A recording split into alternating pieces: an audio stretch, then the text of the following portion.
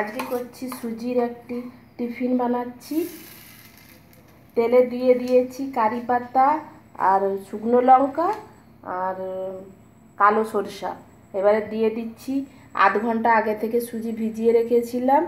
তারপরে বিনস, গাজর আর বাঁধাকপি, পেঁয়াজ, কাঁচা লঙ্কা দিয়ে দিয়েছি। এবার কড়াইতে দিয়ে দিলাম।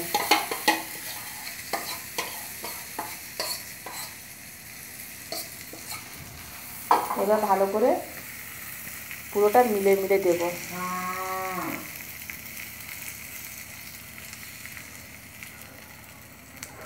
সুজিটা টক দই দিয়ে ভিজিয়ে রেখেছিলাম,